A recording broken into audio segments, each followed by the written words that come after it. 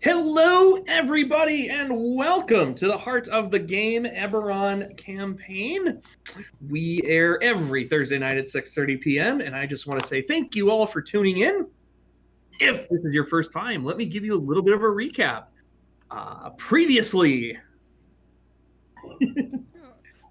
our adventurers started out in the city of Sharn in the setting of Eberron, and were hired to recover a part of a scheme, which is like a mechanical or schematic, right? To construct something. They don't know what the object is. They were hired to find it. So they went into the depths of the city. They recovered this item and were harried and harassed almost the entire time by a warforged who works for an entity known as the Lord of Blades.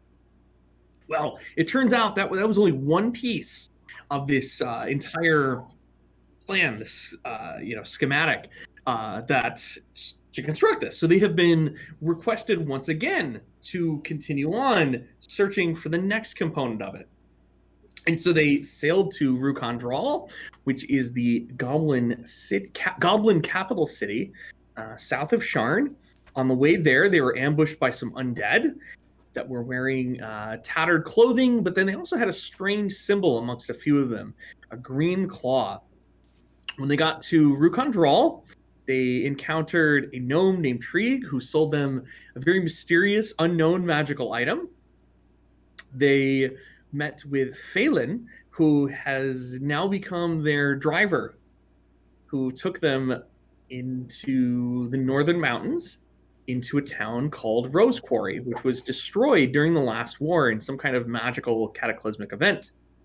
When they got to Rose Quarry, they attempted to infiltrate the town because there's an encampment of very unsavory looking folk in that place. However, stealth is not the party's strong suit, as we have learned, and they stirred up a hornet's nest of activity. However, they were able to drive these guys off. They were able to find the Housecan facility, and it turns out that facility did not have the scheme that they were looking for, but it had a map, and the map had like a secret code to decipher it, which they had figured out. And now they found out they have to go into the Mournland with Phelan, their driver, who was a little apprehensive, but after some convincing, he did decide to take them. Now, if you're not sure what the Mournland is, in the setting of Eberron, 2 years ago, within the campaign, there was a massive war, and it had just ended 2 years ago. 2 years before that, there was this magical arcane catastrophe. Nobody's 100% sure what actually happened that day, but it took this entire country and basically warped it, twisted it, and it killed just about everybody living within the borders of it, and then extended beyond some. And so there's this strange gray mist that covers the entire landscape, and a lot of mysterious stuff. So as we pick up today with our heroes, the bearded gentleman, that is Randall, the Agile. Oh, that'd be me. Hello. And then we have the gunslinger, Ishara. And we have the tiefling swashbuckler, Navari. Hello. As we pick up the adventure, it is it's still dark. So to put this like a time frame, when you guys got to the encampment, sun had set, the moons had risen, and you guys had infiltrated the camp, so it was dark. You had a battle with the undead that were roaming the place, and you had fought off the Emerald Claw agents and an old adversary, Sir Garrick Krall is his name. And you had driven him off once again, but he is still not he's not surrendered to you. Nor has he decided to just give in without a fight. Like, he seems to value his life a lot higher than, especially that of his minions, as he threw a bunch of them at you. one-shotted them.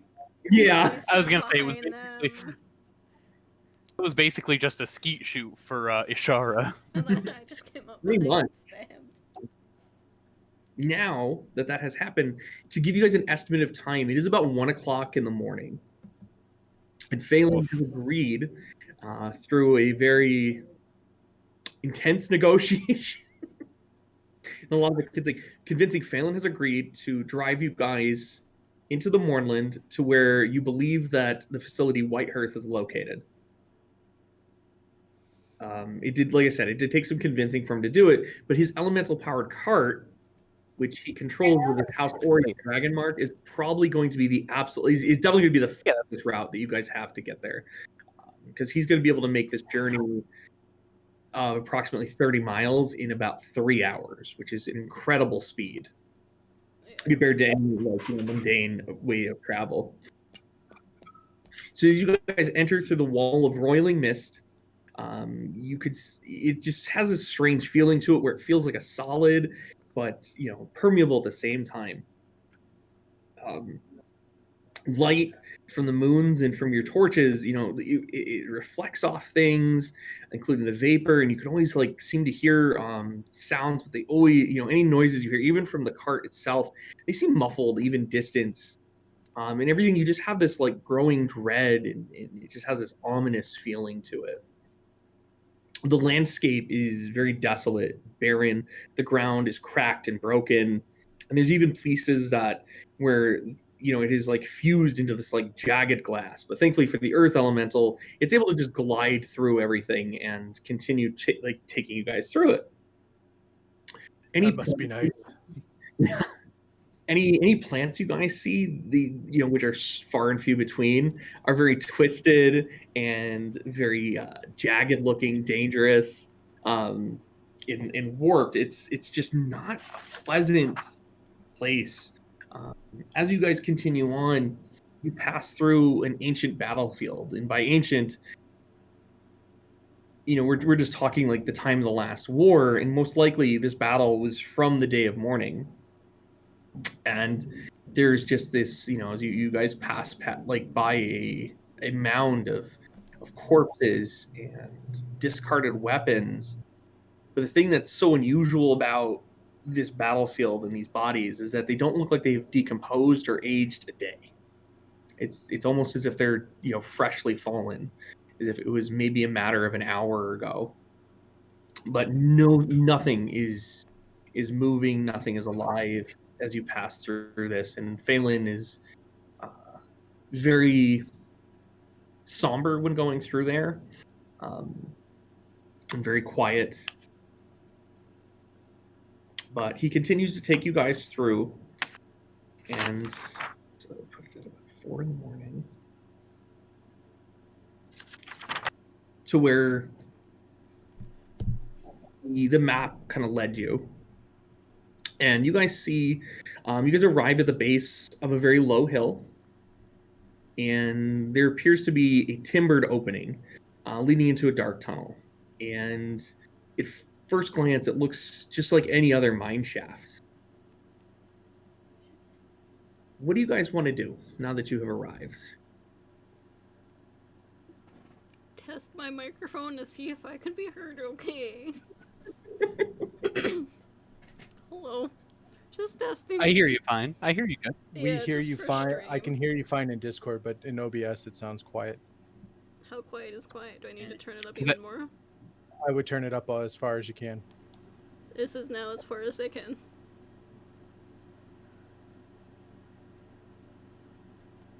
That's better. Okay. Okay. You at least match the rest of us. Okay. I'm sorry. Sorry, I was like, she's like, yeah, just let me know what the audio is, and I'm like, well, when we have a chance. Sorry, yo, it's a new mic. You're good though. Things I didn't think about. I could have been like, yeah. Ben, it during trying? the 3-hour ride over here, were we able to cop a short rest or not? Because that makes a big difference to me. Oh, it does. Let's see. Yes, you guys were I was able. like- It will give you a short rest for the I'm ride. like, Randall would have passed out regardless, so Yeah, Randall needs some last heals. session, Randall took quite a beating in a fight with Sir Garrick and his Oh, yeah. minion. Yeah, It was really intense. Which 7. you can always check that out on YouTube. Yep. Okay. Cool. That's I'm a full pretty health good again. episode. I recommend it. I hadn't taken any damage, but I was fresh out of grit points, so... Okay. I'm totally fine, guys. Don't think I get my divine stuff back after a short rest, but that's okay. No, unfortunately. But anyway, yeah. Well, that was a rough one, guys. Just saying. Yeah. I'm pretty sure a few organs got burst in that fight. Do you need any more health potions? I gave you one before because you used up one. I have 3 more. Yeah, you're right. I do have at least a healing potion in case it goes, tits up again. I'll be all right. Do you want another one? I'm praying that we can avoid any more conflicts, to be honest with you. At least until we get... I feel like you're overestimating what all we're facing. Or underestimating, I'm sorry. I mean, I never underestimate. I always overestimate what we're facing.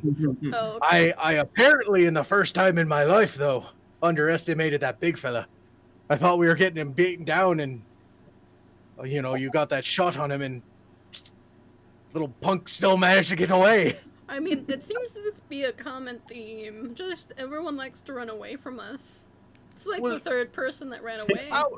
To be honest, though, that was the first person I've seen actually successfully do it.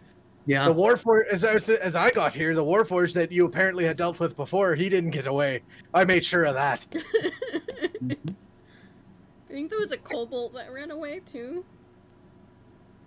Or was it the second one? There was. I remember the kobold. When you guys had in episode 2, we have the high ground. You guys were able to take care of the kobold very easily, and then the Warforged took off running because he was in a position where he had no chance to win that fight. So he decided to retreat, hire some more guys, and then ambush you later. All of our foes are in that Ambush. position. They just haven't all figured it out yet.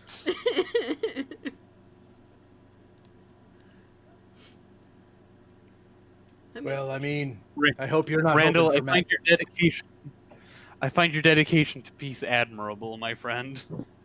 Well, my dedication is strictly based on the amount of liquid courage I carry with me, friend, and quite frankly, I've got an ample amount of it, so we're good to go.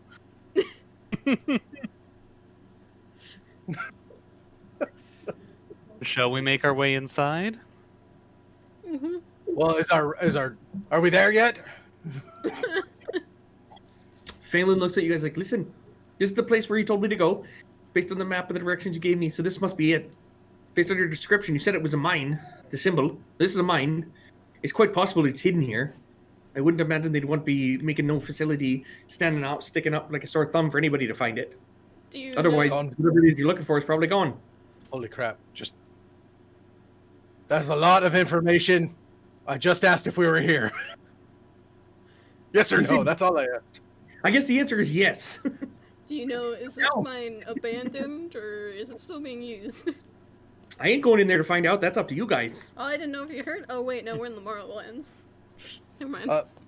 I suggest getting a good distance away. Don't worry, we'll signal you when we're ready for pickup. Well, don't worry, I ain't going to be standing anywhere near here. You mean you don't want to come with us? No. Listen, you should be happy that I even agreed to come out here. You did some convincing and some trickery on my mind, I think. Because I really, really, really am not feeling too comfortable right now. I would never have done that.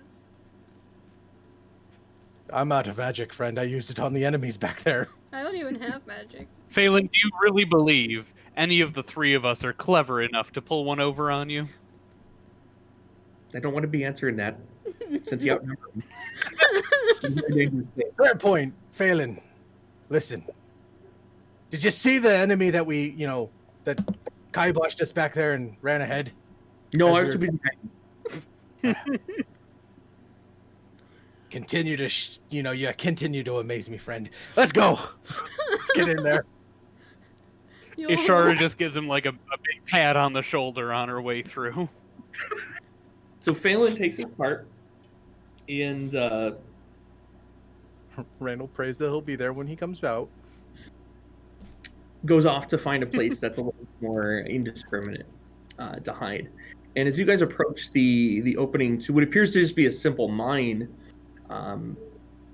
you notice that on the center crossbeam that would go overhead of the entryway, you see that there's a House Cannith emblem pressed into it, like burned into the wood. And there's a few, there's kind of like a large opening chamber, and there's cut stairs into the earth that lead downward, and a few other branching tunnels. So when you guys go into this place, you are going to need a light source because Ashara can't see in the dark. Darn Ashara. Ashara, just hold on to me armor. And I would like to know what your marching order is going to be as you guys come in. Never mind. Hold on to What it our will shoulder. likely be. So I do have a lantern. Normally, both of my hands are occupied during fights. Navari, could I convince you? Carry the lantern? So don't be stealthy. What? Oh. I mean, you can always put it I mean, down or hand it off if you need to go be stealthy, but while the three of us are together, we're not going to be stealthy regardless. How about this? How about this? I'll light me a torch.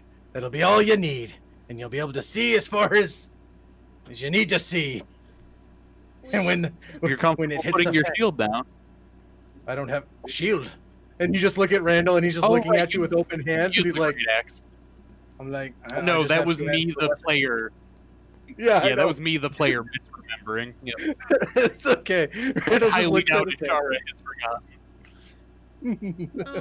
We He do just have- likes his big axes and hammers. I think we have that Everlight lantern or whatever in the back Yeah, we do. that we Mhm. can use too.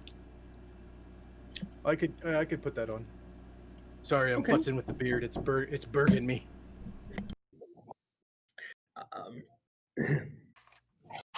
So I kind of spaced for a second. So who's going to lead the way? Is it going to be Randall. Randall? will be up. And then Then Ishara, Ishara.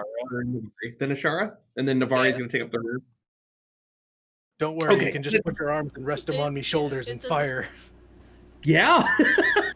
I mean, I Just shoot can right go up- over your head. You twist which way to go to point the. Yeah, exactly. I become a mobile turret. I Yeah, there we can- go. I can be up front too if needed. If you want to go up ahead of us and be in the shadows, that's fine. Sure. I mean, that's what you're suggesting, right? Yeah. Out of curiosity, DM, is the Everbright lantern a hooded lantern or something that like has directional lighting on it? Mhm. Okay.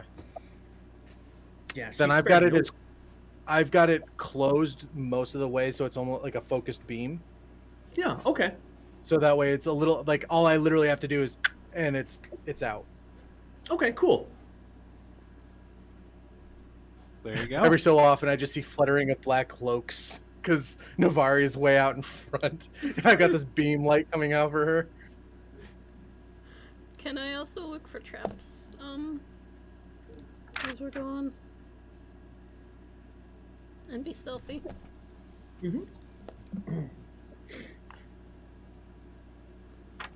So, as you guys are into this mine shaft area, one of the tunnels leads down to a hatch. Almost, I would describe it. It's like a metal kind of dome-looking hatch that would lead downward and lift up. And as you examine it, you could see that there is a key hole, but it's not like a traditional key, like a skeleton key. It has a very unique shape to it, and it has a very faint, almost like remnants of blue painted onto it. Is it that Yes. rod that we have? It is suspiciously similar to the rod that you have that Lady Eladrin gave you guys before you took off for this part of your journey. Guys don't remember things. All rod, no love. Can I take the rod out of the bag? And put it in there? Yeah. Yeah, it's over here. It's in the left pocket. Wait. Sorry, right pocket. After reaching the left pocket, I'm like, I reach into the right pocket. I assume that's that tiny rod of blue metal. I mean, we're gonna find out. And if You it ins- sets off a trap, You insert the rod. I'm being good, I promise.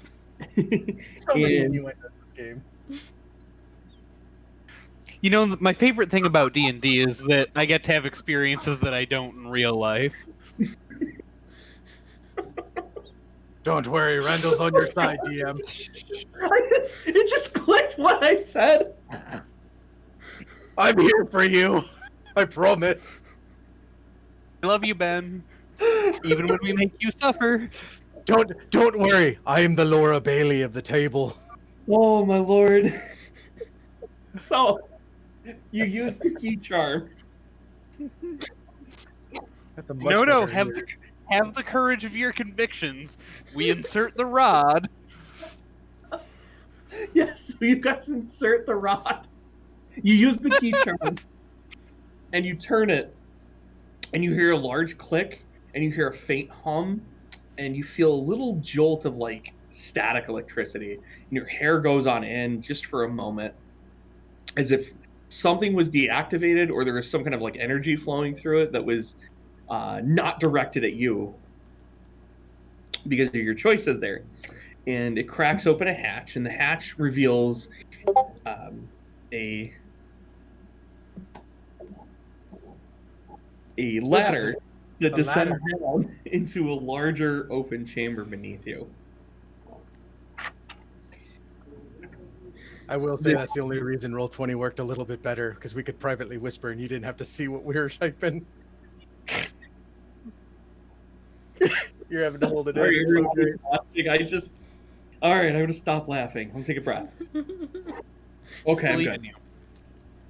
And you guys end up in this like circular chamber. All right, and you are in a facility that, you know, the hallway, like the chamber, everything is plated with metal. Okay. You could see like in this place where you're at, there's a few like destroyed lanterns. There seems to be like scorch marks in various places. And you notice that the door, like that hatch, is something like 3 inches thick of steel. So it would be extremely difficult to break into this place. Whatever's down here, these people wanted to keep it well protected and well hidden. So you end up in this like kind of like this cylindrical chamber, and in the center of it is a pedestal, and it has a metal plate that's 1 foot across, and it contains 9 sockets similar to the key charm that you guys used to get in here, and each of them is color coded. There are 5 blue, 2 green, and 2 brown.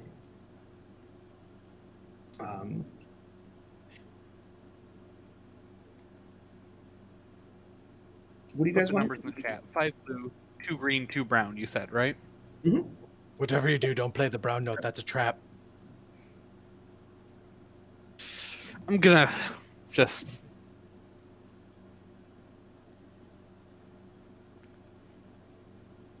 You're just gonna...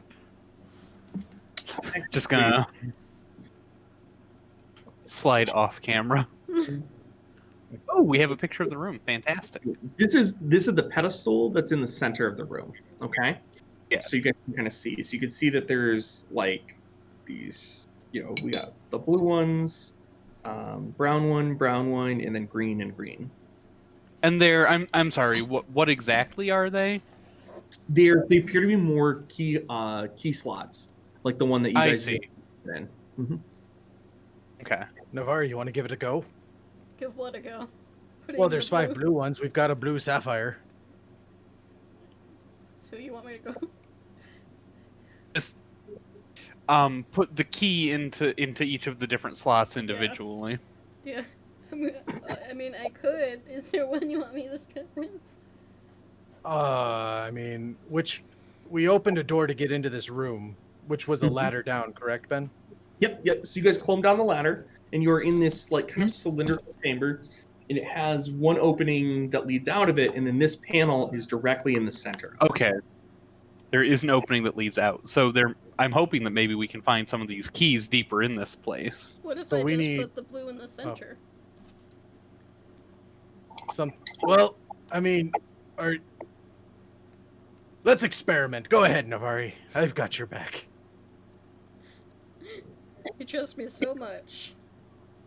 Put in the center one. I trust me to catch your electrocuted body. Yeah.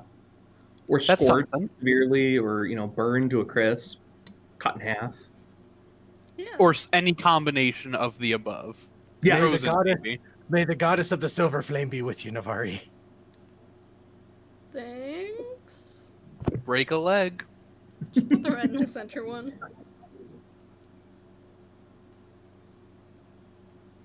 Which one did you put it in, Ashley? The center? The center? Okay. So as you put it into the center one, you guys feel this very powerful vibration shaking the walls, and the entire room begins to rotate. You guys have to move, just like taking steps to keep from falling down, but the grooved floor helps you stay on your feet. In less than a minute, the chamber is rotated, and now the entryway appears as a doorway into a corridor. So as you put it into the middle, the entire room twisted, okay? Mhm. And now Eh. the opening that you guys were looking through as you guys came in here has moved. So as you would put that blue key into different spots, it'll rotate the room into different Into locations. different directions. Oh my Mhm. Well, that'll be fun. I love this puzzle. So once again, like you guys are in like a very secretive and well-protected facility. And this place is obviously way more protected than anything else. Like even like you, Ishara, who's like, had dealings with House Cannith, Former military. Mhm. affiliated with them. You've never been into a facility that was this protected by like hidden means. Okay, this is definitely an unusual place. Does it look like anyone? Whatever we're going to find here is something that House Cannith doesn't particularly want people outside of their bounds to see. Most likely, yes. Has it looked like anyone's been here yet? Like recently? No, there's nothing. Nothing like there doesn't appear to be anything that would indicate anybody's been here. Okay. I was just gonna say, does the whole room turn? Yeah. The whole room turns. Randall takes a swig and he's like, Yeah, it's like a carousel. "Let's go and do this." You just watch Randall as you guys are futzing around, asking trying to figure it out. Randall's just like tapping on the metal in different spots, seeing if he can kind of gauge. Because it's a big metal box, or is it a big metal cylinder? It's a cylinder. It's a cylinder, and it's a big Yeah. metal cylinder that we're in. Yeah. So Randall's just going around listening for hollow spots. You definitely get, aside from the opening, you get to 6 other like hollow spots where you could actually hear it echoing from the other side of the steel. Maybe you want to try out some of them other blue gems, so that way we can figure out which one we need to go in. Sure. There's other doors hidden in this cylinder. Sure. Do you want me to try them all before we figure something out? Sure, Okay. why not? So May only as well, four that more. way we at least know if there's a nasty surprise behind any one of them. yeah. True. So a few minutes go by, and Navari places the key charm in each of the locations that are blue. It has no effect on any of the other colors. And by doing so, each point where there's a blue one on the outskirts brings up a hallway. So there are 4 hallways you guys effectively have access to. And each one, the 2 that are kind of like the angled are longer, and then the 2 that are on the left and right of the diagram, those ones are a bit shorter, and the one in the middle just as the thing that like that all that one did was just kind of activate it to start it to where you guys could actually leave the place. Okay. So Randall goes up as Navari turns each of these keys and opens up a doorway. Randall walks up to each of them and sniffs the air. And he's going to try and discern, after smelling all of them, which one smells less hostile than the others. Okay. I'm going to roll for you. Oh, okay. I'll put my D20 away.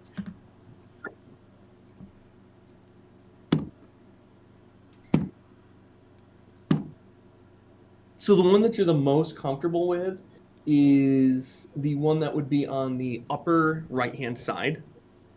I say let's go in this one. Put the key back to activate it. I'm not terribly picky. Oh, I don't know like where it to when they go. agree with me. That's not dangerous at all. Something you're not used to, I assume, Randall. So What? you No. guys Not look at down all. the hallway that Randall has chosen, and you don't see any light coming from it. You don't see anything too unusual. Except at the other end of it, you can see that there's a sealed door, and it appears to be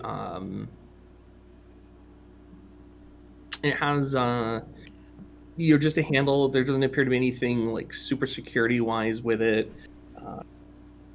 And then at the end of that, there's also like a little bit of a hallway that goes off to the left. So as you guys walk up, you look to the left, and you see like a bath room, like a, and it has like a tub, and it's filled with water. There I ain't seems to taking be a like bath. row of latrines in there, and the other thing is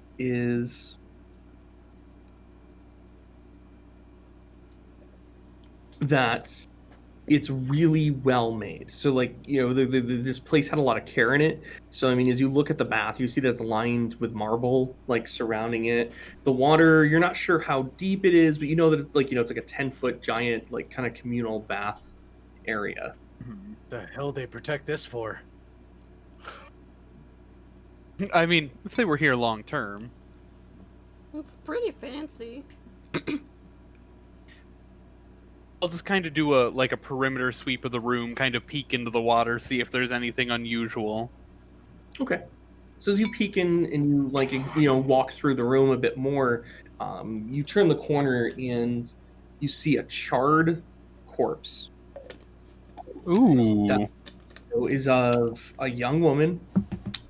She's wearing what appears to be like a researcher's kind of robe. She has like severe burns, but she doesn't look like she's been there that long. I mean, like, could have been killed an hour ago, 10 minutes ago even, but... Yikes. Does the water look new? You're both going to want to see this. I ain't going in. I already got my bath for the month. Clear, clean, and very welcoming, actually. That's what they want you to think. It's acid. Give me a natural river any day. Does the corpse have anything like on her, like to indicate what she was doing here? Anything identifying, maybe any notes? Mm-hmm. So, as she lies there on the ground, you notice she does wear a ring, and she has like a belt pouch. As far as any like parchments go, any of that, you don't find anything on her. How thoroughly do you want to like search this corpse? Do you guys want to like touch it? Like, do you guys want to like move the body at all? Or you just The worst trope ever. Do you Right. want to touch it? I can see Ishara kind of like using her gun barrels to lift pockets open and peek into them, but I think she at least is going minimal contact. I'm not sure about Navari though. Do we need it out of the water?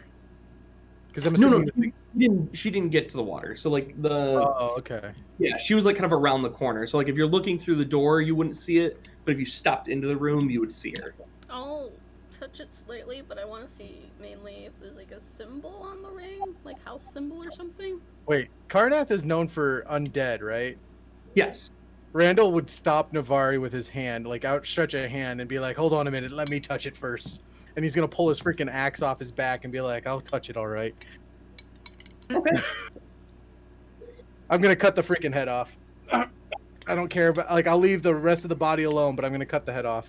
Okay, so yeah, you with a clean sweep lop the head off this charred, barbecued person, and nothing happens. It doesn't move. It doesn't twitch. Aside from the impact of the axe cleaving through it.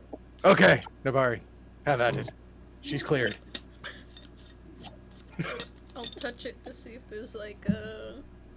Is there like a signia on the ring or something?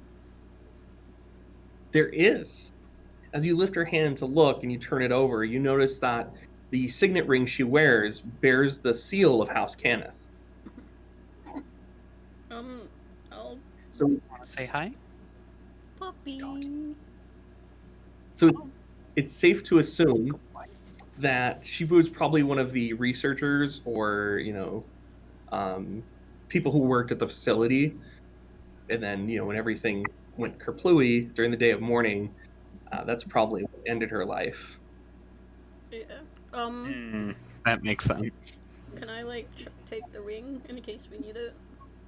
Yeah. So you pull the ring off of her, and as you're moving her a bit more, you notice that lying beside her, kind of hidden underneath her, is another one of those key charms. Very similar to the blue one that Lady Eladrin gave you, except this one is brown. Hey. Hey. Hey. Guys, I found another one. Well, nice. Well, it doesn't look like there's too much more to see here. Yeah. We can move on. Okay. Do you guys want to go through the door at the end of this hallway? Oh, that's right. There was another door. To the side. Yeah. Take the door. Randall, you want to open the door first? Or do you want me to?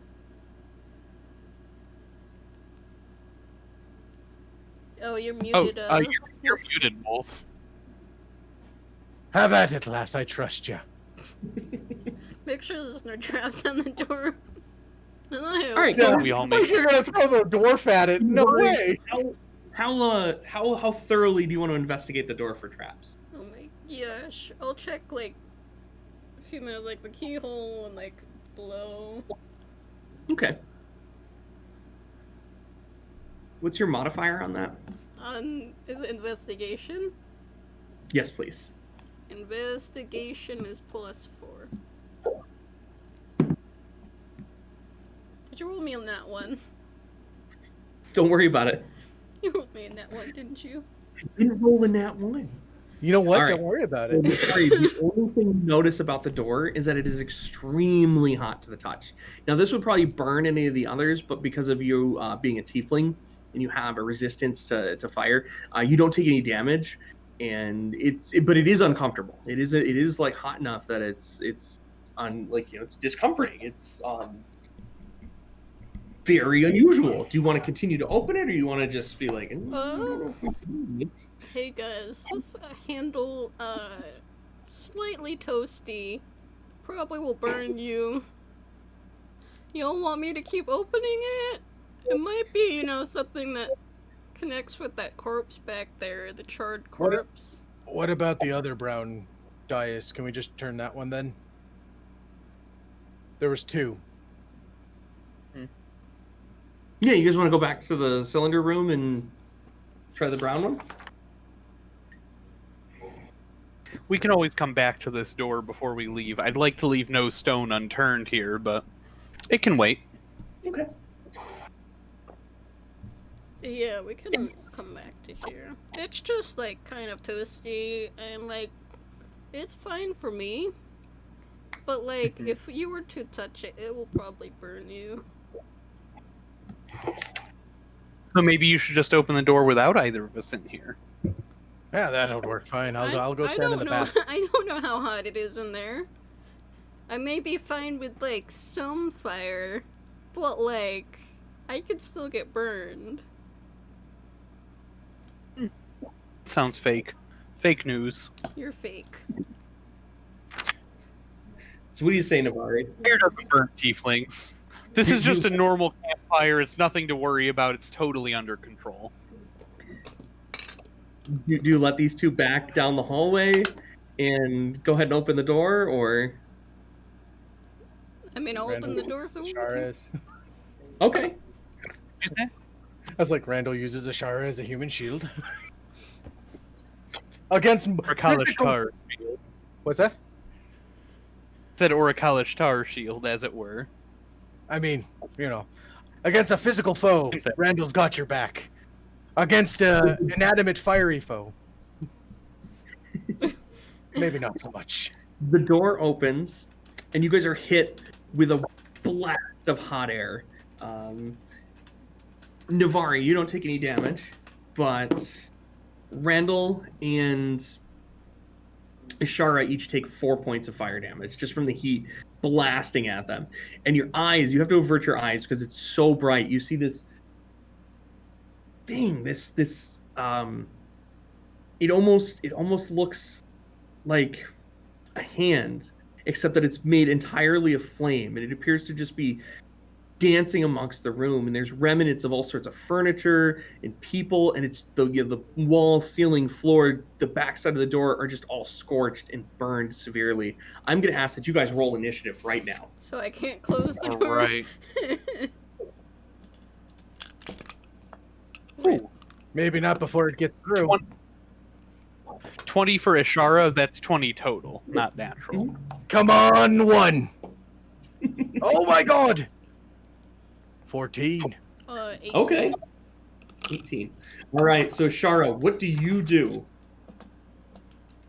Ishara is actually going to move into the water, and kind of like take a half kneeling position. Okay. So you're gonna duck around And the then- corner of the water. And do I Out have of- a clear line of sight from the water? No. Oh shoot! Then I'm gonna shoot at it first, and then move into the water. And I'm also gonna say something after I shoot at it. Okay. But first we pew pew. Yep. Okay, first shot is a. Ow! First shot's a nat 20. Cool. Okay. Go ahead. All right, cool. And then I rolled he's gonna die a so 1 fast. and rolled a 1 and a 10 for my damage. So 15 damage. Okay. So you fire Second a shot. shot and it crashes into the thing. Yep. Second shot's a 10, which I'm guessing is gonna miss. Oh yeah. And the second one appears to go like through it and kind of like splits the fingers of it, and goes right past it. Your first round did hit it, but it doesn't even seem to phase it because like whatever is this creature is like it, kind of bounces around and twirls and shifts and like spews forth fire. It is very much an unnatural thing. And then I will run back to the water and just shout, "Bring it to the water!" Okay. Navari, Navari, what do you do? Is it still in that room? Yes, it hasn't gotten a chance to act yet. Like, can I just close the door? You can. Yeah. I'll close the door and then go back to the water.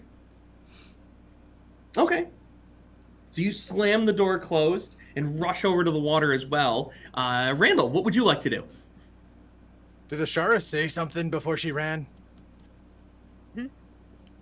Did I even hear it, though? Because she just literally fired a gun in a closed cylinder of metal. I'm pretty sure I'm bleeding from my ears right now. That is quite possible. I'm like, oh, everything's just like... You're just ringing. Yeah, your ears are just ringing for a few moments. From I'm boom, boom, echoing throughout the chamber. And I'm like looking around, I see Now you have to Ashara do and this. Navari. I watch Ashara and Navari run, and I'm just like, I mean, I closed the door. Oh. At least following us is relatively intuitive. but for why? She closed the door. And he just Randall's just like, he doesn't even draw his axe, he just kind of stomps back down the hall. Okay. I'm so confused. The door is pushed open by the creature as Well, that's a strong creature. It is actually. And it seems that you guys have agitated it as it pursues you, but then as it sees that you like are in the water, it stops. Pauses for just a moment, and it seems to just unleash like a torrent of flames. So I'm gonna give you guys all advantage, and I need you to make dexterity saving throws for me, okay? Of course, it's a dexterity saving throw. Goodness for advantage. Does a 15 pass? 15 does pass. Oh, good. Then Randall's fine. Somehow nice. he rolled a 17. I actually rolled really badly. I only rolled a 10. And I'm the rogue. Oh wow! I'm the rogue. All take, as you duck the flames, you all take 6 points of damage, Is it and that factors fire in damage? Navari's resistance. So Navari, right. yep. So if Navari didn't have resistance, it would have been 12. But Randall and Ashara, you guys are able to duck and just get singed a little bit. But I think what you realize is that this thing just mimicked the spell Burning Hands. You guys have seen this before. Both of you have been serving time in the Great War, and being involved with the people that you are. And the thing, it doesn't seem to like want to enter any closer to you. So like you guys are in the area of the bathtub, like the bathing room of the facility, and it won't get you closer. So it seems to be like nervous about the water. We'll go back to the top with Ashara.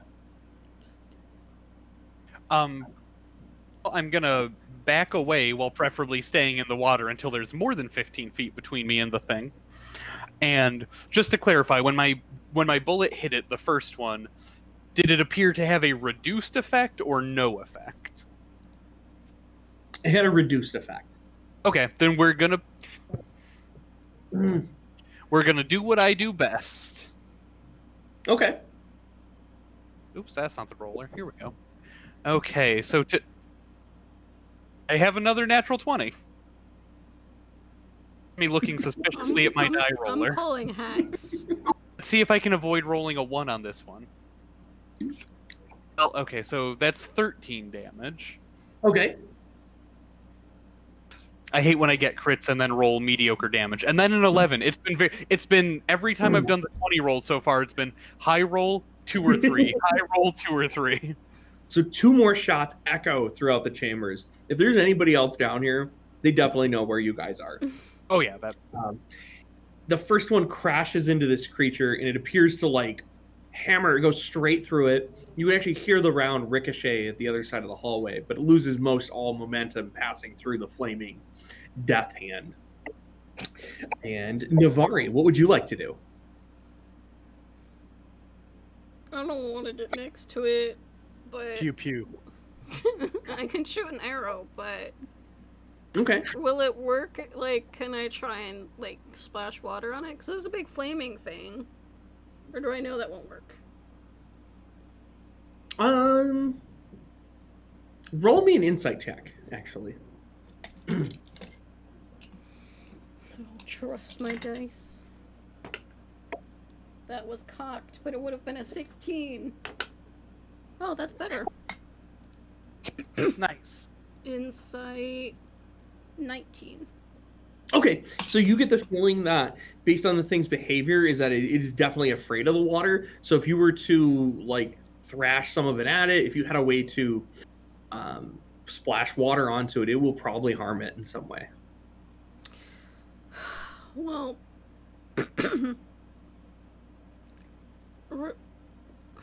I've got a plan, lass. Oh no. I mean, I don't really have a container, I don't think, unless I dump out a bottle of wine. Randall just looks at you and he gives you a wink. Wait. Oh, okay, don't throw alcohol on it, please. Are you just see him like slowly tying up. I don't know what you're talking about, lass. I would never. Alcohol will make it worse. I wouldn't dare. Can I try and like splash water on it and then back up? Just like Yeah, do the big waves the kids do. Make a dexterity check for me. Dexterity check. Our chat room is great. 19. Be happy to I hear. haven't actually been keeping up with it. How good is it? Someone Once the called you crew- out. Yeah, once the crew's done fighting the hot hand, I can't wait to see how they handle the cold shoulder. That's my friend. That's Barry. Nubari, you start splashing water, scooping it up, and you hear it hit the hot hand, and you see steam pouring off of it, and it continues to kind of like retract itself, trying to back away. Randall, what would you like to do? Randall's gonna casually walk up within about 5 feet of the creature. He's gonna look at it in the eye, or whatever the hell counts for eyes on this thing. And he's gonna go and reach into, let me see here, the center pocket and pull out 3 flasks of water skins. And he's gonna do a shoulder dive onto him and just go on him. All right, go ahead and roll me a strength check to get some momentum and aim your body. Actually, we'll do athletics. So if you have training in athletics, go ahead and roll that to see how you skillfully use the water skins to hammer into this guy. For my I mean, movement, let's can be I dive careful about under the word water? skillfully. This is Randall the Agile we're talking about. How's a 12 feel ya? For my movement, can I dive under the water also? Yes. Just So immerse you- myself. I Pull rolled out really poor. from the haversack and throw yourself at the creature. You fall a little bit short. Well, I was just walking up to him and then gonna die. I basically was like, I walked up to the creature, I took the water skins out of the pouch and set them on the ground in front of it, and then I went and did a shoulder jab into him just to gush the water out. Oh, that's how you're doing it. Okay, I That's got the you. concept. Yeah. You You have crash down inspiration. and you don't get quite the expulsion that you want, Yeah. but you do get a pretty good jet. It goes like all over it, and the thing was pretty weakened from the bullets passing through it, and in a few seconds, it just completely dissipates, and like the whole place is just now filled with fog and steam, and you guys all lose sight of each other as like the hot water, and then like the flames hit. As they're going out, they kind of come down and they hit the water skins and like pop them even worse. And it just makes that, more water rushing at the creature, and it just kind of like melts it down into nothing. And then as the steam like finally dissipates, you guys are like, wiping your glasses off and stuff. And like, oh yeah. Randall just comes walking out of the steam going, yeah, that's right. Don't mess with a dwarf. I We just, hate It's like a our star in here. I just dive back up from the water. Told you I had a plan. Navari pops her head back up just to be in like a steam cloud. I dive back Just to down. see Randall slow walking back out of the steam and be like, told you I had a plan. I dive back down for as long as I can hold my breath. What's your constitution modifier? 2. So she's under the water for 2 minutes. Oof. It's a long time. It is. Isn't that important? You just say I'm not But that yeah. important. So you Say guys that when you're about to drown. now that you've defeated the living spell, you're able to like closer like examine the room, and everything is really charred and destroyed. There's definitely like probably 3 bodies still here, but there's almost nothing left of them because this creature has just been bouncing about, scorching everything, and it's most likely what ended the life of the Woman researcher outside. that was also living here. Mm-hmm. That's the worst So you guys burning wanna hand do- I've ever seen. Yeah. It looked kind of happy though. I mean, pyromaniacs often are when they burn things. He was all dancing and stuff. Yes, I'm guessing we're probably not gonna find too much useful in this particular room. Probably. Yeah. We already got What the key. 2. What was that ring the woman was wearing, by the way? The ring? It was a signet ring that just identified her as being a member of House Cannith. And it's now mine. You roll a history check to see if maybe there's something more you can infer from it if you like. Yeah, sure, why not? I'm never gonna turn down a free roll. I want it back when you're done. Of course, Navari. I'm still waiting to give you the freaking crown tiara that we got. Crown sounds a lot cooler than tiara. I feel like 16. there has to be a free bread joke about the roll.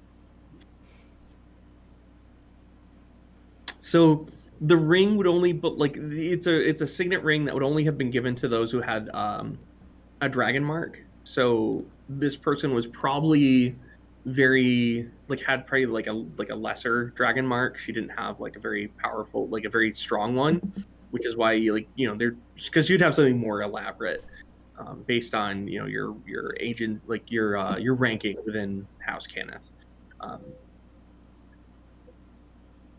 Interesting. And I don't have any idea about ranking, but out of curiosity, Ashara and Navari, either of you have any idea about the ranking system within House Kenneth? No. Not I'm in particular, part of that no. House, nor can tieflings have Well- any such things. I guess it's plausible that Ishara may know. I could roll history myself if you would like that. Yeah, go ahead. I'm assuming I Okay. wouldn't know, though. I got a 15, 1-5. Okay. So you know that this would have been somebody who, this ring would have been given to somebody who has the mark of making, who was almost like an apprentice level, like an initiate, someone who's very new. So they would have, been getting their first jobs within House Kenneth. This was not somebody who was leading things. This was somebody. That's probably why they were living, like, if there was, since there, was living quarters in this facility, that's why they were up on, near the entrance. They were in like, a more protected area. And it's also why the living quarter also was probably a shared space. So they didn't have their own private quarters. They hadn't been, working that long to develop their abilities to that much higher. So you guys spend the next few hours exploring the upper floor of the facility, and you find a lot more of the same. Okay, you find that everybody here has died. You find more areas of scorch marks, remains of fire that have taken it, and you find different types of like you find a library, a laundry room. So you can see that like the people working here, this place was designed where they could live here for a very long time in a very protected space. This was in a sense almost like a bunker or like an underground, very fortified research facility. This wasn't a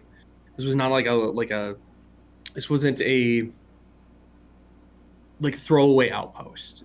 The things that were being worked on here were kind of a big deal. And you guys come across more keys as you do this, and that it allows you to access through that central chamber more locations throughout.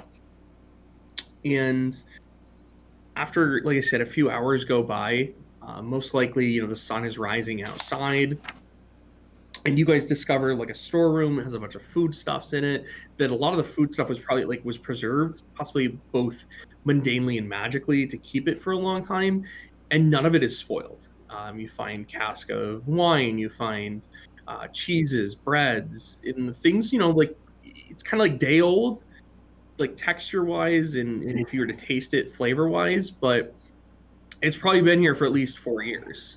Yes, Ashley. Can we put that wine in the Hoover bag? The Hoover bag? Or the cool backpack that you have that fits everything? You mean the handy haversack? Yeah.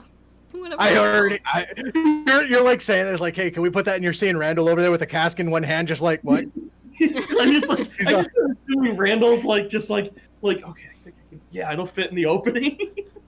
Exactly. It's like, if it doesn't, I've got rope and I'll strap it to me back. How big is this cask, by the way? I say all this wine, I feel like Randall can retire. Hey, no, the wine's mine. Okay, so like a little maybe a 3 gallon or 4 gallon, something like that. What's that? Like a quarter keg kind of thing. Quarter keg. Okay. You Okay, better fine. share that. What? Well, you guys will find something to celebrate, and then you can share with Phelan as well. Why would we want to celebrate mean Randall? Phelan?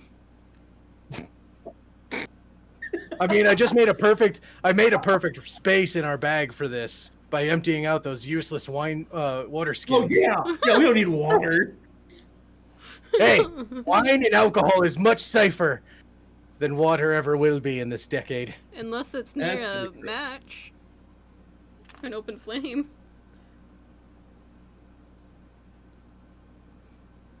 Randall just looks at Navari and gives you another wink. He's like, "Don't worry about it. I got it."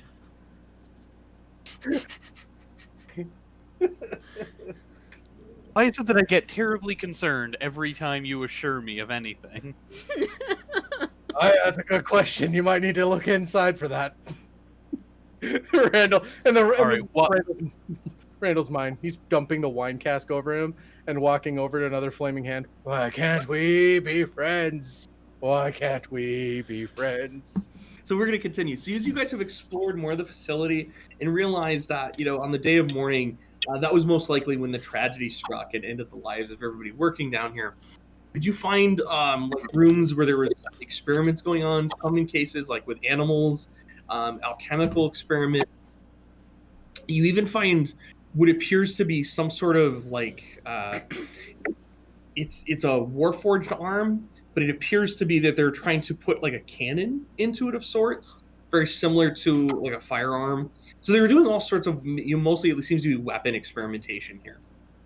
And then you guys find yourself at the very bottom of this facility. At this point, it's probably 6 a.m. to put it. So you guys have been exploring this place for a few hours, and you end up going down a fairly long hallway to another door. And this door is extremely hot, like to the point where how like when on a really hot summer day you could see that shimmer in the road. So as you guys get down further, you can see that like the hallway has that shimmer, almost like as if there's like a liquid or like a mirage or something.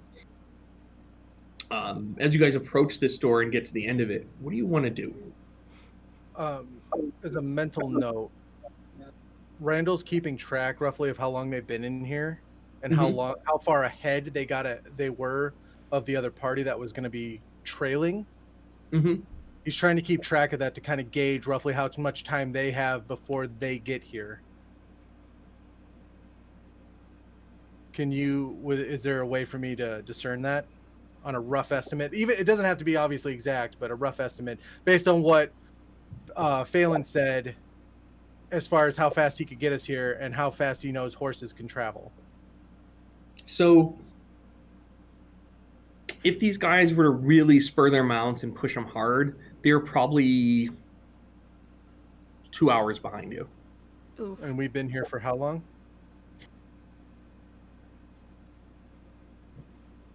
Let's see, hour and a half, 2 hours. So they're on our doorstep basically at this point. Depending on how fast they pushed and how hard they went, and if they were able to figure out where you were, where exactly you went, if they were able to get right on you, absolutely. The other question then is, as we've gone into any of these rooms, does it look like there's a way to shut the doors from the inside at all? Or is it something like once you put the key in and open it, it's open? Or can you take the key out and then use it on the other side to close them? You would have to use the key on the other side. So there is something, though, that we've seen that we can close these doors from the other side? Yeah. Okay. So, Navari, yeah. we might want to think about shutting the doors.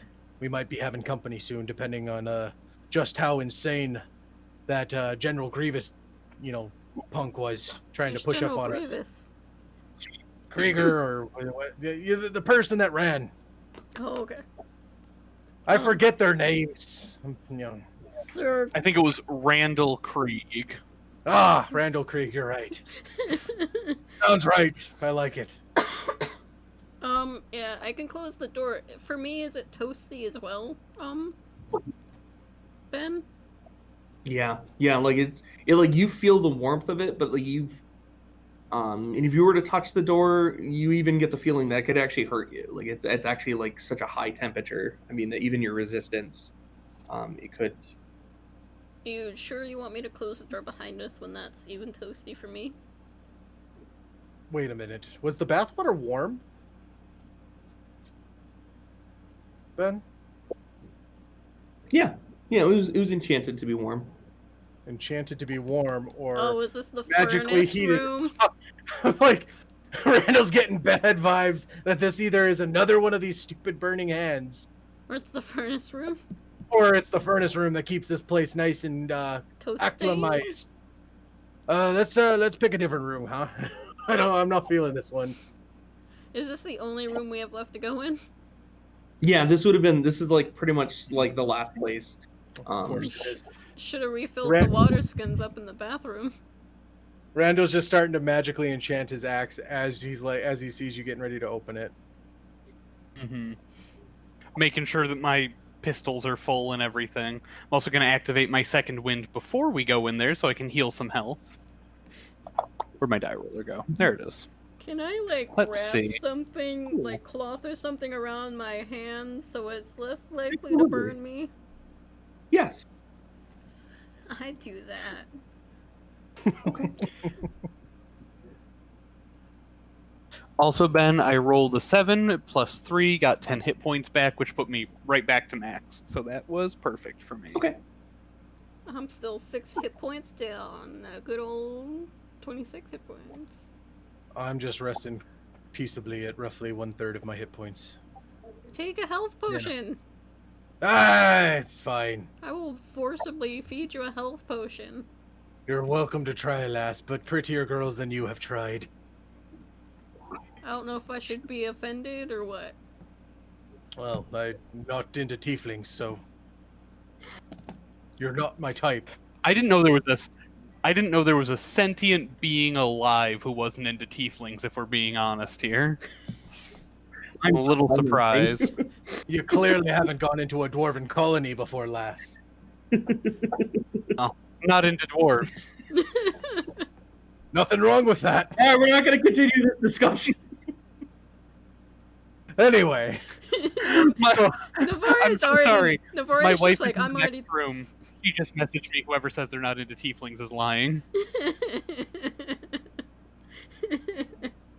Navarre is like, I'm already He's right and she taken should say it. anyways, so. No. All right, moving on. Okay, so as far as dealing with this door, Yeah, I'm wrapping a cloth around my hand too. good enough. Okay. I'll go stand at the far end of the hallway since I can pew pew all the way down. I will stand here and burn myself slowly until I die of crispiness. All right. So you push open the door Is Brandel and you ready? look. Yeah, no, as soon as the door opens, Randall's enchanting his axe. Okay. Okay. So you guys look into this large chamber and it stretches away from the doorway. An intense heat shimmers in the air. A raging bonfire burns about 40 feet away near the far wall, casting dancing shadows all across the room. A second one burns about 60 feet away. Along the southern wall in the center of the room, there's a large crucible filled with bubbling molten glass, radiating terrible heat. Above this crucible, there is long, snaking heads made of iron and brass rising up from the molten pool, like some kind of metal hydra. Just south of the crucible and the construct, a crystalline chest reflects the hot light. Through the translucent material, you can see that the chest contains a variety of objects, including what can only be the diamond-shaped schema that you seek. Then, with an angry crackle of flame and a threatening hiss of steam, the bonfires begin moving towards you. Close the door. It's getting hot in here, so Randall takes off clothes.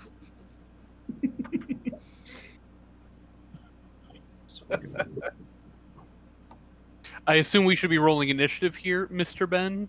Yes, please. Oh, Alright. oh, it does All not right. hurt. So you guys can see into the room. You see these two bonfires, these two fires just kind of dancing about. And you guys are all like kind of here. There's the chest. This is the pool with the snaking hydra heads coming out of it. And then the other stuff is just kind of like more decorative across the room and stuff like that. Okay. Yikes. We can always grab it and dip out. I guess that's true. that. And if someone's like For following us, we can be like, "Hey, we got you some friends." I'm on a 16 for initiative, Ben. Ishara 16. I'm on a Randall? 10. Oh no. What'd you get, Randall? Oh, me. I'm a 0. I love it. I love it. It's getting hot in here. Randall takes off clothes. Like mine was almost at 18, but then it kept going to a 4. I'm like, dang it. I looked over and saw the nat 1, and I was like, What do you do? Okay, I'm up first. Well, Ishara is kind of predictable. So what she's going to do is she's actually going to run out to the left, hoping to grab the attention of the thing. This time she's going to talk before she pew-pews, and she's just going to say, "Navari, get the chest," and start dragging, and she's going to crack off 2 shots as she's running, hopefully to kind of divert. I'm going to use 1 grit point on each for violent shot to add some extra damage in there, assuming that I hit. Mm-hmm. So on the first one, we have 23 to hit total. That is definitely going to hit.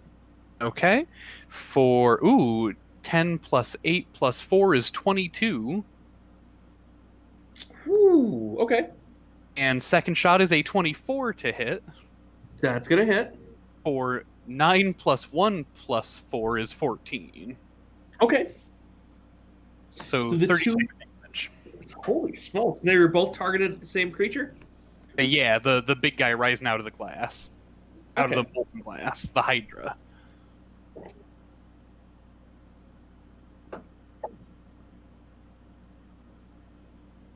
Oh, interesting. I never like you're- when my DM say interesting. So the rounds that you fire strike the metallic snaking heads. And they both ricochet. Boom, boom! And the heads continue to just pour out of like the molten material from this kind of like machine, like in upon itself. So like the heads come out, and it just seems. And this is a moment you realize that these things are possibly not like they're inert right now. Okay, so it's lifelike if they. I see. They're completely inert, but your reactions were probably like good thinking. However, these two bonfires begin to approach, swirling about and dancing towards you. They don't seem to be of the same consistency, the same kind of ability. These seem to be very small, pure elemental creatures of pure flame. They almost have like a face amongst them that flickers and dances among them. As this one gets close enough to you, though, I need you to make a reflex save for me. All right. I don't know what a reflex save is, Ben. I don't know if they have those in 5th edition. And I got got by karma for talking some smack there. I got an 8. You take 11 points of fire damage as you are just completely engulfed in flame by this jet of fire coming at you, and your clothes and things that you're wearing also catch just a bit, and you're going to take an ongoing fire damage until you put that out. That's rude. Don't worry, the lava thing will move when I touch the chest, probably. probably. Navari, what do you do? She touches the chest. Go up to the chest. All right, so Is Navari, it- you realize the chest is extremely heavy when you get there. Is it locked or unlocked? It is not locked. Can I open it? And you crack it open, and you just see this like a whole bunch of stuff in there. The first thing that catches your eye are the fact that there are 4 potions, 4 glass vials. 2 appear to have the red liquid of potions of healing, and the other 2 have like an orange, like a brighter orange glow. They have some kind of like elemental tinge to them. You also see that there are 2 copies of the schema that is shaped as a diamond, as you are looking for.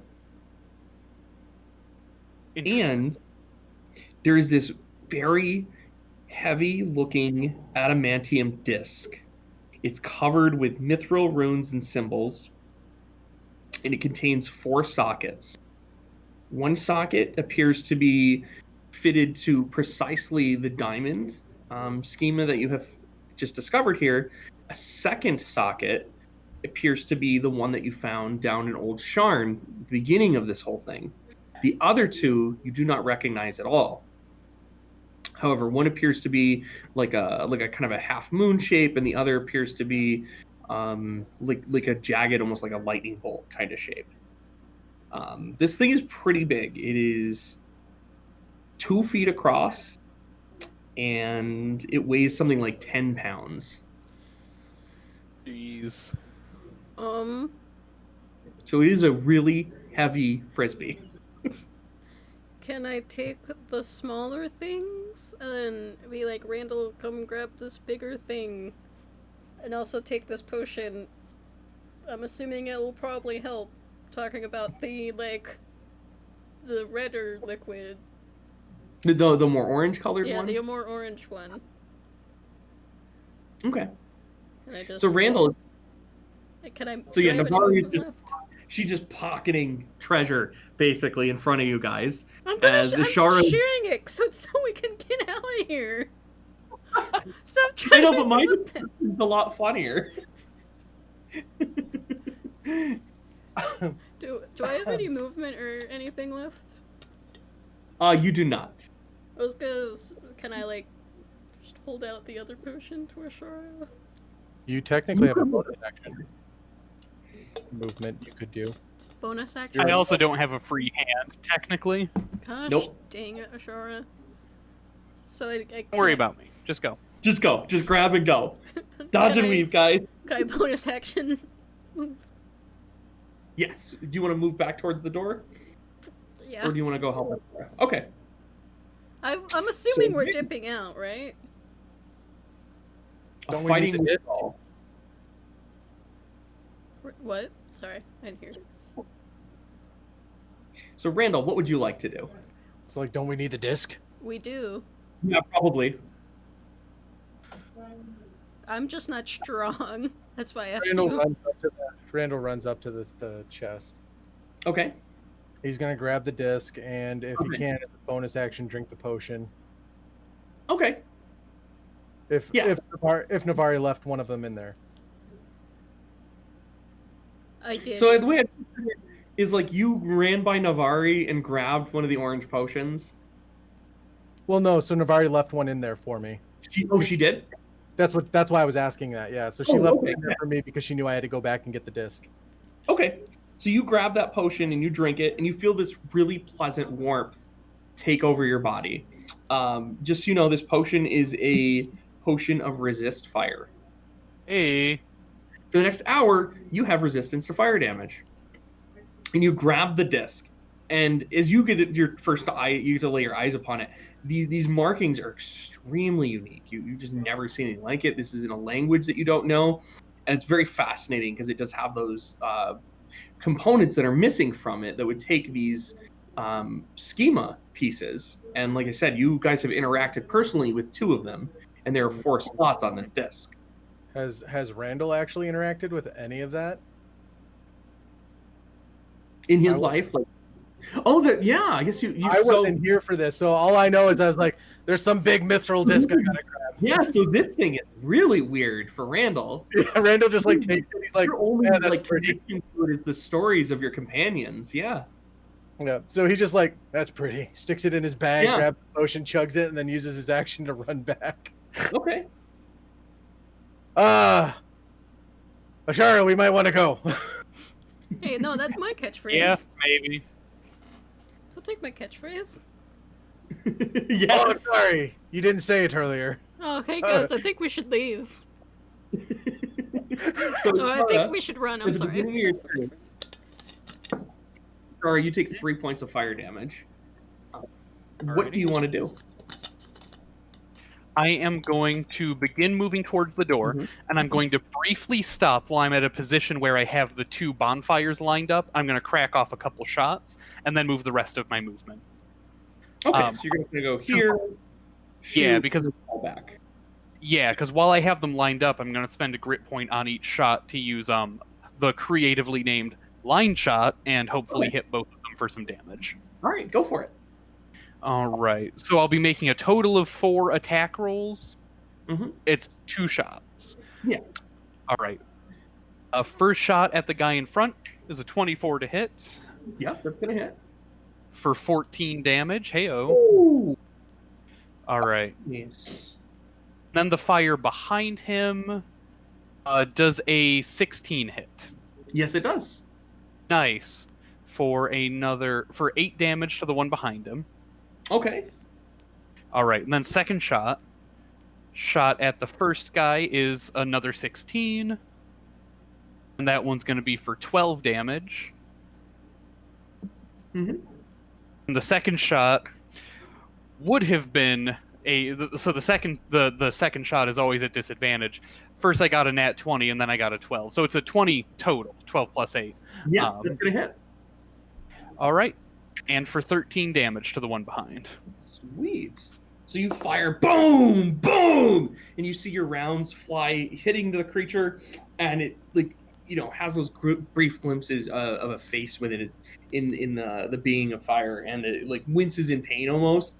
And the second one, same thing, gets hit, boom, boom. They seem to just be it's fire. It's just filled with rage. It turns white hot, and he continues to rush at you guys. The first one gets moves and gets close enough where it can lash out at you, and it kind of swings, but you're able to dodge back away from it. And the second one just kind of runs up and gets as close as it can with both of his actions. And then you notice from the molten pit from the machine, the Hydra heads, another bit of flame comes popping out and approaching you guys. Yep. We're going. We're getting out of here. We're peacing out. Hey, here's this potion. Oh wait, no, it's not my turn, is it? Thanks. It is Navari. Oh, hey, here's this potion. Which potion do you hand over? The fire resistant one. The orange Okay. one. Nice. Randall's in the back of his head. Why can't we be friends? As Why my can't we? As my action, can I pat the fire off her? Can. What do you want to try to do with your action? Put her out. Put him out. The fire. Oh, absolutely. Yeah, I won't even make. Yeah, you don't have to roll for that. So so as you get closer, she hands you a potion of the fire resistance, and then you feel Navari's hands patting you down as she extinguishes the flames from your long coat. I'm not trying to get friendly, just helpful. Yes. And then can I, for my movement, just run? And then with the bonus Yes. action. So, I assume all of you you're not gonna stand and fight. You guys are gonna break and. Yeah. All right. So as you guys are running, I'm gonna have everybody go ahead and roll me a dexterity check, please. Okay. Holy God! Just a Randall didn't saving live up to throw. his name. How'd you do, Let's Randall? see how I do. Did you say dexterity check or saving throw? We're gonna go check. Check. Okay. Randall got a 17. Nice. Randall's you just see him land and whatever he jumps from, and he's just I don't know how I did that. I got it. Ishara, 23. Navari. 22. Nice. So the three of you slits out of the room, diving out of the side, and as a quick reaction, you hear the door slams as Navari takes a quick moment and, being the most natural resistant flame, slams it shut, trapping the creatures on the other side, giving you guys all a moment to catch your breaths and enjoy the fact that you have escaped what appears to be with your reward. Now we run headfirst into those people. That's what I'm expecting. Yep. Close the door. We're gonna climb up We're gonna climb up the ladder and be like, "Hi guys." We should heal before we do that. Sorry, Ben. Go ahead. Do you guys want to spend a short rest or anything? I mean, that'd be great, honestly. I'm only missing 6 health points. Oh yeah, we can rest. I Randall have health locked potions himself in a too. room. Can I give the 2 health potions I got out to those 2 as well? Yeah, absolutely. All that goes through Randall's head, and all he's thinking is, did he see a bedroom in this place that didn't look burned to ash? Yes. Because he's like, I kind of want to lock ourselves up, peeps. I don't I'm think running low on about everything. I don't know if we should stay here super Totally long. We reasonable. still have our That's buddy out there. okay. Yeah, no, I think we should cop a short rest and then move on. I don't think we should spend the night or anything. Yeah. Do you think Randall will wait for us for another hour, though? I mean, Fallon. Yeah, you know what I meant. I love it. I love it. I love it. I love it. It's going to be a campaign It's- long. The it's next either Phelan we that run into or is going to be Randall. He goes back on his own, which means he might crash into them guys, which I don't think he'll survive. No offense to him. I mean, he made it quite That's clear true. that he can get away by himself.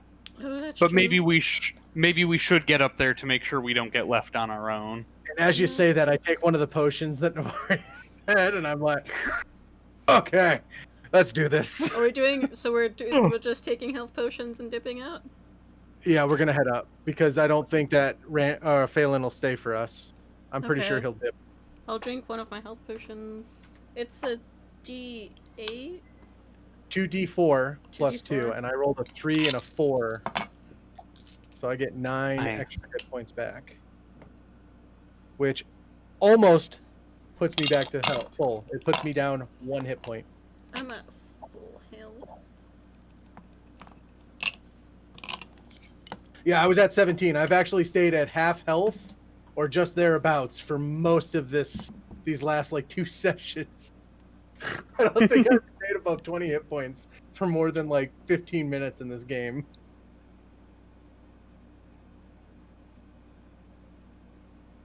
All right, guys. So you drink the potions, and you work your way back up through the facility. As you get back exiting the mine, it's daylight.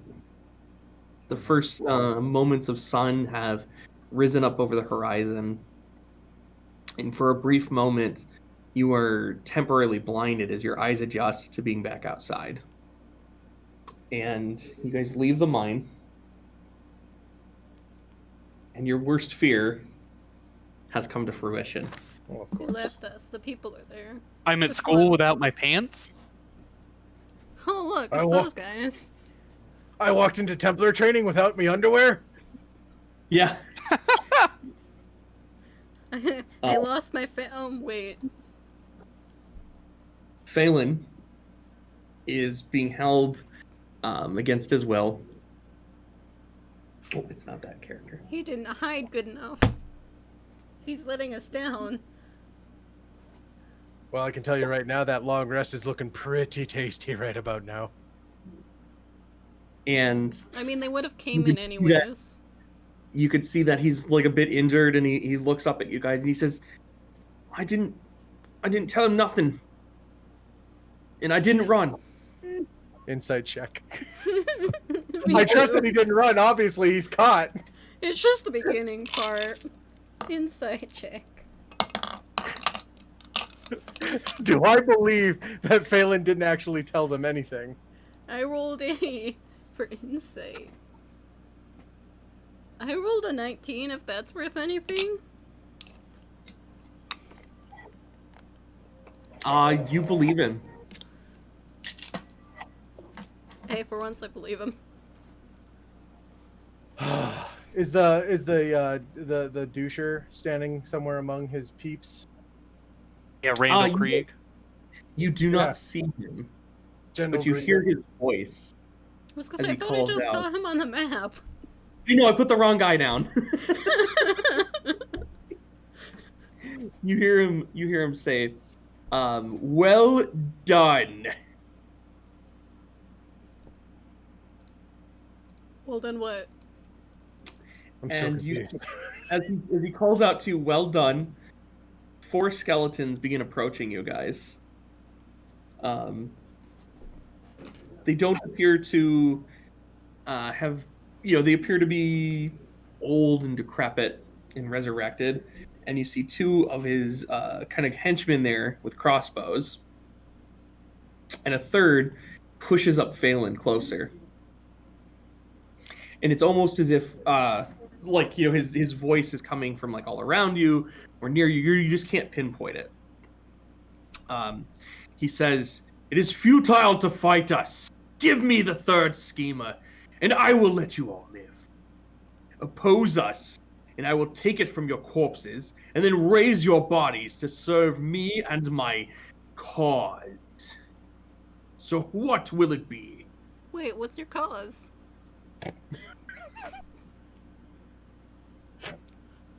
Randall stifles a snicker. So Wait, I wanna- Ishara loops her thumbs like through her belt and just kind of like takes that relaxed generic gunfighter stance everyone who's seen a western has seen, and she says, "I think you need some new material, Pilgrim." Varia's just like, Did you what's really your just say cause? Pilgrim? What'd you say, Ben? Did you really just say Pilgrim? I sure did, on stream even. Nice. Okay. So I'm gonna ask you guys just to roll initiative while you guys make decisions and stuff what to do. Okay? Sounds And good. that'll help me organize this whole. What is going on with my freaking initiative? It's all over the place. Oh no, was it bad this time? I thought it was going to be another good one. No, it is a good one this time. That's why I'm confused. Good. I've had nothing but bad initiatives. This one was an 18. Oh, me too. Nice. Ow! So Don't worry, you go faster. So Navari got an 18. And 24 for me. Are you kidding? How are you beating the rogue? Alright. So Ishara, Navari, then Randall. With an 18, he still goes last. It's about right. It's about right. Aw. Well, last out of the three of us. Hopefully not That's last good. on the field. Yeah, right. If he's last on the field, it's a bad day for everybody. So Ishara, Uh-huh. you get to act first. You've heard the commands. You know that Navari has the diamond-shaped schema, and you know that she picked up 2 of them down there. Yeah. Oh no, we could do a sneaky switcheroo here. Ooh! I can talk with my friends telepathically because I'm a college tar, so you get to hear Ishara's voice in your head now, and we can plan this way. Oh, that's not disconcerting at all. No. Oh. Mind you, whatever you're going to And I you got to do it in 6 seconds. Yeah, so I think that what she's doing on the outside is she's uttering her line on this turn, right? The one that I Mhm. just did, to Yeah. keep them distracted as she is reaching out into Navari and Phelan, no, Randall, I'm kidding, and Randall's minds. Yeah. And I think that honestly, it just comes down to, do we bamboozle them with the extra one, or do we fight? And I'll have an action readied if they go aggressive to fire off a shot. Okay. Wait, do we have an extra one? Yeah, there's 2 because there was Yeah. the one that there was a copy, in the forge. Do they look the same when I picked them up? I'm sure I would have looked at them on the way. Because you've handled them both, you know which one is the copy and which one is because like you also handled the previous schema that you Mhm. guys found in the lower city, so you know which one is real, like which one has like the more aged look to it, and it is made out of adamantium. The other one seems to be more of a, how do I describe it? It'd be a blend, like an admixture. It's not like as pure, I guess, but to an untrained person or someone who hasn't handled them all, you might be able to pass it off. Okay. Okay. Oh, well, He's only especially if the asking for the- copy isn't real, then I'm much more okay with the bamboozle option. Yeah, me too.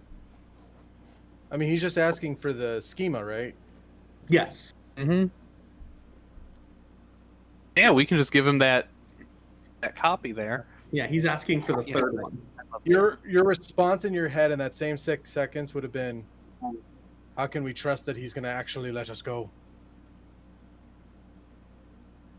I mean, it wouldn't be the first time we've killed a handful of his goons if we have to. It's true. I'm Are you gonna a need a happy long kitty? rest after this. That's all I got to say. We all will. I'll need to drink a bar when we're done. We all will. I'll need to drink 6 bars down. Oh. Yeah. First, you So can't. what do you do? So what do you decide to do, Navari? I'm going to say, well, he got us fair and square. Gotta know a losing fight when you get it. And I'm gonna pull out the fake one from the bag. And I'm gonna be like, Okay. but you have to bring him he has to come to the center. I'll come to the center, I'll lay it down. He comes safely. We'll back up. Okay. So it's like the swap thing. Yeah. Yeah. So you want to kind of like come to the middle. You're gonna put it down. They're gonna let Phelan go. Mm-hmm. Okay. So you hear Garrick. You hear his voice. Which again, it just seems to be like you're not sure. You can't pinpoint where it's coming from, and you hear him like go. That seems like a fair offer. Now, enter the center, and we will let your friend go. I come to the center, but slightly off you from walk- the center. Yeah, so you kind of walk up forward, and Randall, it's your turn. I stand up next to. I move up next to Navari, Okay. and I say out loud, "Your petty thaumaturgy doesn't scare us, you stupid bag. Why don't you come out and face us if you want an actual trade?" And as I do that, as I say it, I'm going to channel Turn the Unholy against his skeletons and say, "We'll trade, but your goons got to stay back." And I'm using my last channel divinity to turn the Unholy and basically make them all make a wisdom saving throw. Against what difficulty? Let me see. I'm just making sure that it's a wisdom first. Mhm.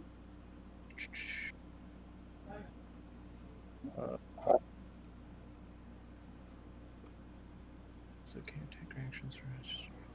So each undead here or see was make a wisdom. Okay, so wisdom saving throw DC is going to be I think 13.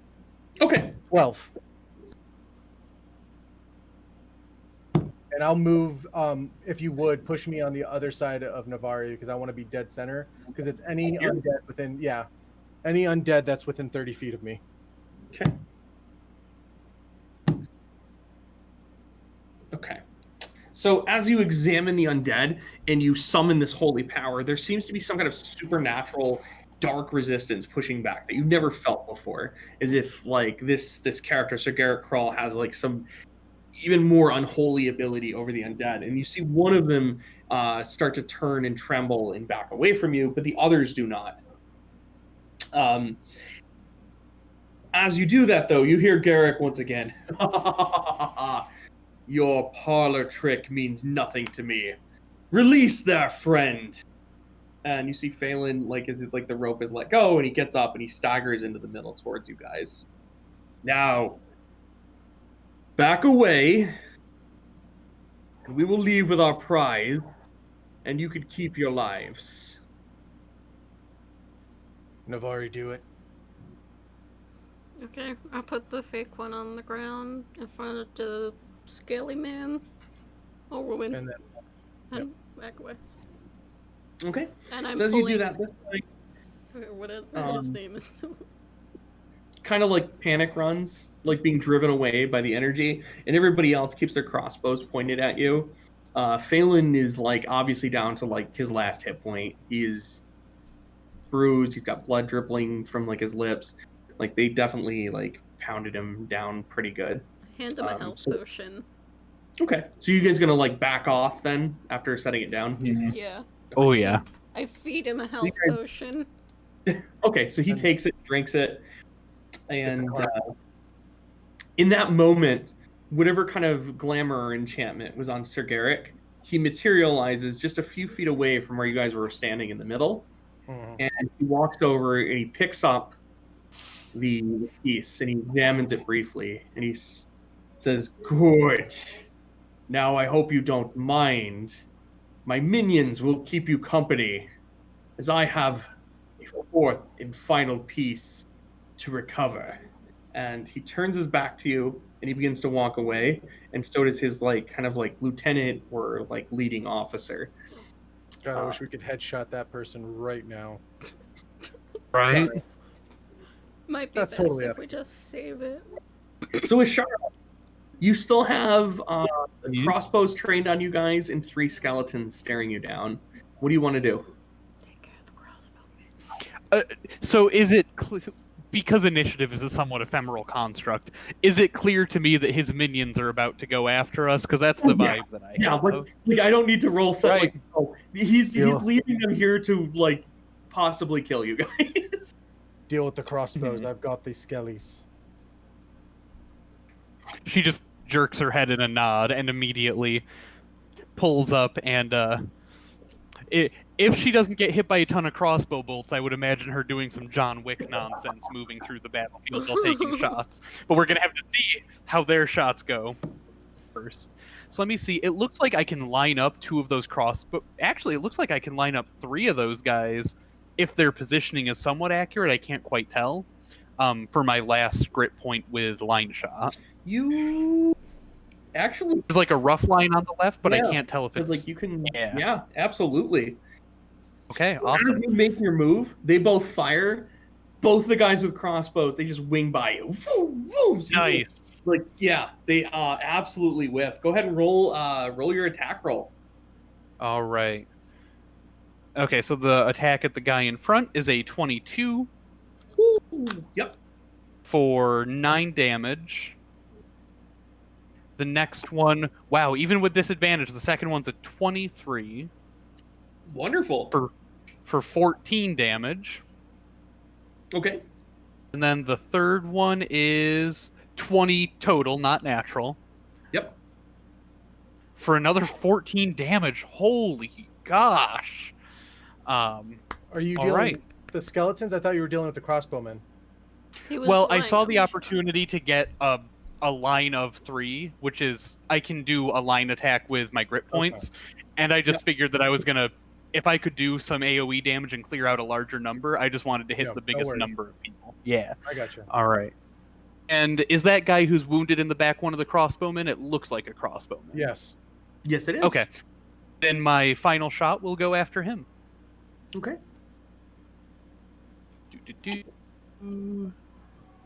Dang. Okay, let's do that roll. That's another 24 to hit. Okay. Only 7 damage this time. All right. So out of curiosity, he just killed 2 and wounded a 3rd, right? Yeah. And Doucher, Pants, and his lieutenant are still in sight? Yeah. Okay, cool. Just checking. Yeah, they're still in sight. Ooh. They're going to be No, never mind. I didn't lie. okay. Navari. So basically, Ashara has rolled out to the right, fired, boom. The round clears through 2 skeletons and hits a 3rd guy with a crossbow as he's trying to reload, and then fires with her offhand, boom, striking the crossbowman again. But he still stands, hopefully, to earn some kind of rank. But these guys are fanatics. So you got to remember that their mentality is even if they die, they can be resurrected to continue to serve. So Navari, what would you like to do? Tell Phelan, buddy, make sure you take your health potion and try and. How close can I get to a crossbowman? With your turn, you can use your move, your bonus action, and still get an attack off on one of them. Oh, But I you won't can? have advantage sneak attack. Yep. Yeah, I was gonna say, you realize you can move 60 feet a turn, right? If Oh, you yeah, have to. Ben, I think with the swashbuckler thing, as long as she doesn't have multiple enemies Oh, around her, right. she can sneak attack anyway. No, Yeah. no. She can actually run up and sneak attack one of these guys. I can? I want to do that. All right, so this one over here is wounded, and this one is not. I suppose I'll go for the wounded one. Okay. Smart choice, thank you. Mhm. Make less Right. enemies. Nuts when people spread their fire out in D&D. And I don't have advantage though, right? You don't have advantage, but you can if you get a hit, you're gonna get a sneak attack. Does 17 hit? A 17 hits. Okay. Nice. Don't mind me getting dice.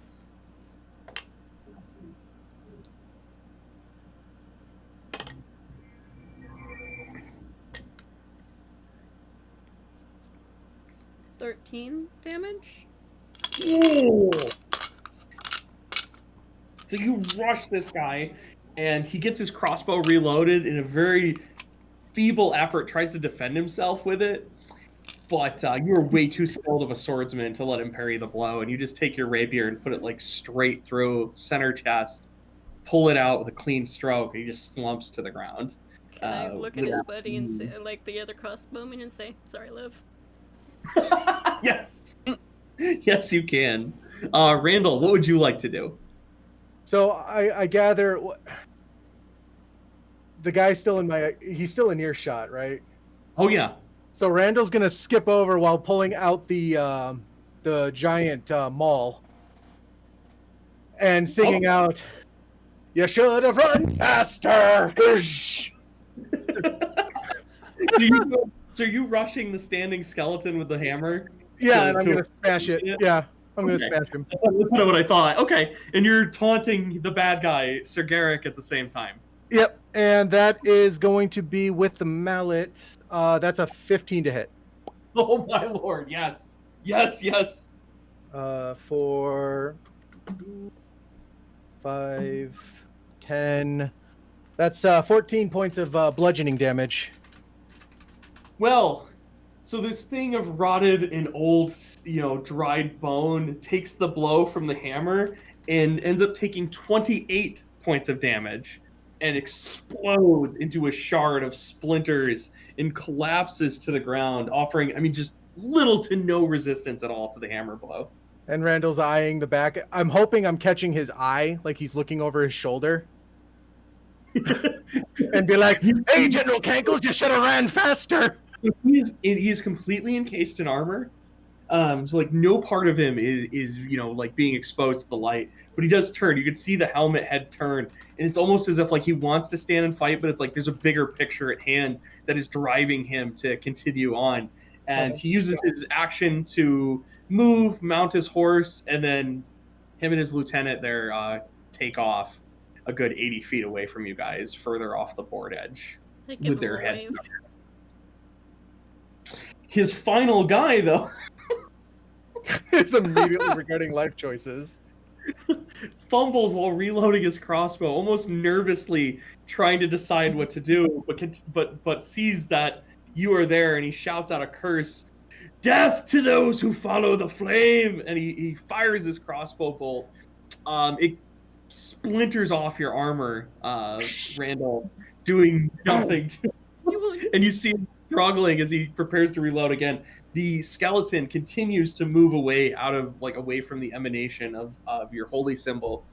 And we go back to the top of the order, which is Ishara. I try so hard to make them hit me, and they just don't want to hit me. So, there's a bigger enemy.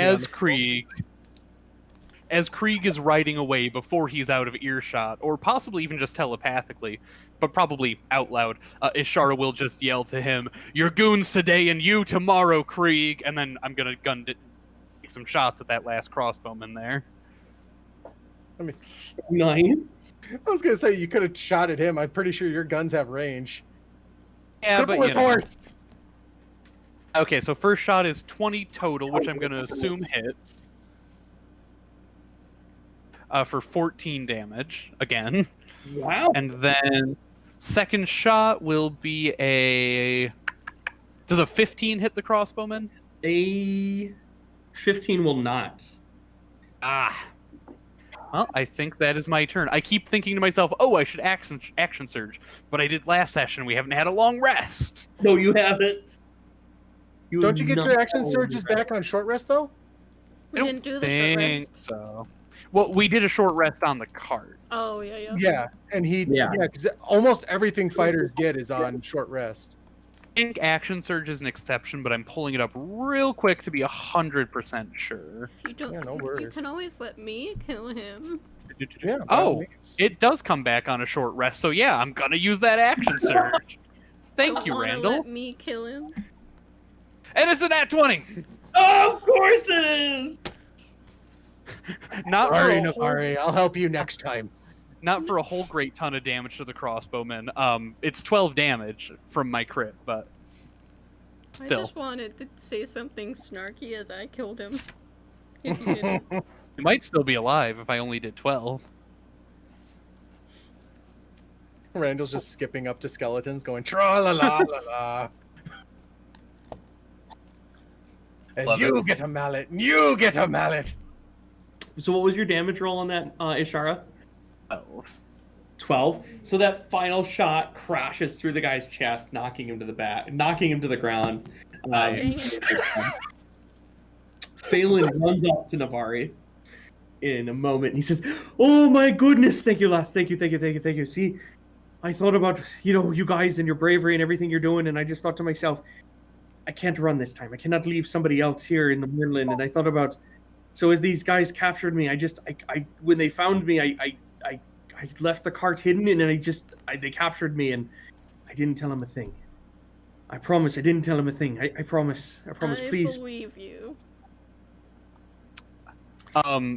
So Ishara will reach into her pouch and basically just start hand rolling herself a cigarette on a leaf. But the only reason that she's doing it, we get a camera shift where she's focusing very closely on rolling it, and she's looking down because she is hiding her face because her eyes are misty. Nice. You don't want people to know that she's soft. She doesn't want people to know that she has feelings. She has She has feelings. feelings. Don't worry. Randall's low to the ground. He can see it. No! Does he look like he took the health potion?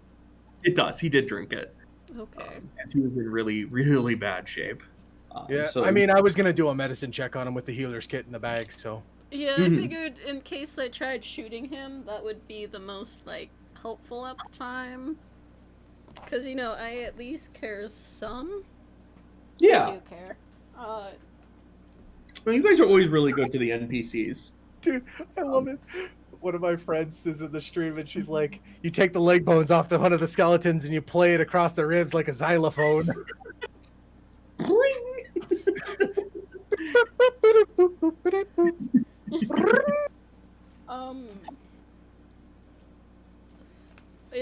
The cart's safe then? Yeah, Phelan looks at you and goes, yeah. I simply I used my cunning and I melded it into the stone so that way they'd never find it, which is good because if I understand correctly, one of you lasses has a little bit of unfinished business out here, and I'd like to continue to help you and get you there. Yeah, I mean, it's good because we also, that wasn't, the real thing we gave them, so we have time. Until they figure it out. Where you could say that we're Gucci. One of us Awesome. has to be an annoying millennial. It might as well be me. That's good because it ain't gonna be me. No, I it's not. mean, I've been In saying your you. slang, I still use words like whack. I still say Wiggity whack. whack! Don't talk back! I know the reference. So on that note, the first thing that's going to happen is I am going to award you guys a level. You are finally going to achieve level 4. Yeah, everything's fine. I got so excited about leveling up that I made my wife concerned. She's my like, "You dog. having a seizure?" Yes. And Yes, Stallone let me- is here checking on me. There he is. Oh my god. Oh. That's a good one. You see a big old Very head. Nice.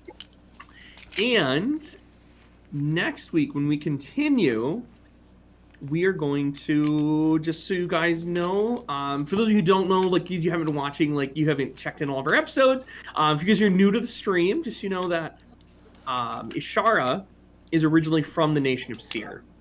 And On the day of mourning, she was just across the border performing a military objective. And that was the same day that she met Navari. And that's also where they met Sir Garrick Krieg. The thing is, though, is that Ishara has yet to been able to get to this side of the country, what's left of Seer, and to make a meaningful expedition back to the temple workshop where her and the others who use firearms originated from. So she's hoping to be able to go find that place and recover any relics and artifacts. And so that is going to be, just so you guys know, because we are going to have a character-driven quest next week for everybody watching at home. Just to give you guys a little bit more of the background on the characters. But on that note, I finally have the sharpshooter feat. Yeah, yes. Wait, I thought seriously. you were gonna dip into another class. Yeah, but I think I'm gonna wait. Okay. Because okay. I'm wanting to take a level of Forge Cleric on Ishara at some point, because it's very in keeping with her background, but it's really... I know that levels are precious here, and if I take that level now, I'm going to be regretting not getting Sharpshooter and extra attack first. That's fair. So, Randall's Sharpshooter now. Seriously thinking about the tough feat right now. You get Seriously hit thinking a lot, my dude. To be fair, Randall is like the front of the party. I mean, I'm up when it there comes to, like, sometimes. You're up there, but you're invisible. I was up there before Randall. You also did not challenge Sir Garrick, who I won't reveal a lot of mechanical details about, to a duel, basically, and find out the hard way that he has more spells than you thought he did. I was gonna help, but I was told No, I know. to. No, it's like Randall challenged the last two big faces. He challenged the stupid chick in the armor, and then he challenged Garrick. Yep. And Garrick used a spell. That dirty. Oh, he had. He was. I'm sure he had a lot more. I'm sure he was like level 7 or 8, based on his hit point count. I'm not answering any of those questions. I know you're not, but you told us roughly how many hit points he had. I was like, yeah, no, he's got to be like twice my level. At least Ben is nice enough to give him a stat block, because when I have a heavy story boss like Garrick Krieg, I don't even give them a stat block. They just do what I decide they do. But that's such a playstyle thing, right? Because when I DM, I run a very narrative game. So there isn't that concern that, like, oh no, what if I don't do enough damage and then I die? Like, I'm not gonna. Oh, if you guys beat him, I'm all for it. You just gotta do it. Well, all right, y'all. Thank you for playing. Thank you for running, Ben. Thank you for tuning in, everyone. I'm going to hop off stream because I still haven't eaten a proper meal yet today, so I'm going to fix that. Do you want to say stuff before we go, Ben? Oh, yes. As always, thank you all for watching. We really, truly appreciate it. If you're watching this on YouTube, we also extremely appreciate it. I always like to remind you guys, I work for Heart of the Game. We are a local gaming store in Cheektowaga, New York. We are a small business, and if at all possible, when you are getting your gaming needs, you can come see us. But if you're watching this in other places in the country, go to your local game store. Imagine there's a lot of me's out there who are just super passionate about gaming. We love what we do. We love the conversations we get to have with you when you come into the shop. We want to help you find the game that's right for you, your family, your friend group. It's what we do. We want to spend time playing these things, educating you on them, and making sure we get the right stuff for you. And also, I mean, when I get to talk to customers and like I tell them about the campaign, and somebody says, "Oh, it would be kind of cool idea," and I'm like, "Oh, that's fantastic!" And I will like pull out my composition book and I will write things down. Yes. But again, please, continue to be safe, be good to one another. Be patient with people, especially because, things are just stressful on pretty much everybody right now. And again, thank you all for watching us tonight. Really appreciate it. And if you're watching this on YouTube, comment, hit like, subscribe, and share it with your friends. Get the word out there. Good night, everybody. I was gonna say, if you want to watch more pieces. If you want to watch like the past episodes, they're on YouTube. Ben puts them up every Tuesday. Every Tuesday. Every Tuesday we do the uploads of the campaign, And we also upload a lot of other videos too. I've actually been doing some. I did a couple unboxing videos that we filmed this morning, and I also I'm going to be filming a kind of like an introductory video to the game. Actually, I have the box right next to me. Nice. And also, you have a Discord where they can send you questions, can't they? Yes, we do have a Heart of the Game Discord, which is our shop Discord. So if you want to experience, the awesome conversations like who would win in a fight, Hulk versus Spider-Man, or what class is better, fighter or rogue, or perhaps you want to put together your own Discord D&D game, or you're like, hey, Ben, I was looking through the monster manual and I want to use this creature. Do you think it's too powerful for characters of this level? I love answering those kind of questions. I love just talking to people. So if you ever see me in the Discord server, please say hi. A lot of guys share their artwork, their miniatures that they've painted. We have some really talented folk in our community. And if you want to check some of that out, feel free to join. You can also hit and message us directly through Heart of the Game, and just put my name in the message you're sending, and I'll be sure to see it, and I'll answer it as fast as I can. As a point of reference for every game, guys, for the next 3 months, Randall will expand his outfit. Yes! In a piece, at least one piece every month. Oh, that's wonderful. I can't wait. It's going to be fun. Next piece is going to be the armor hat. I hope everyone has a good night. And thanks for watching again. Yes, good night, everybody.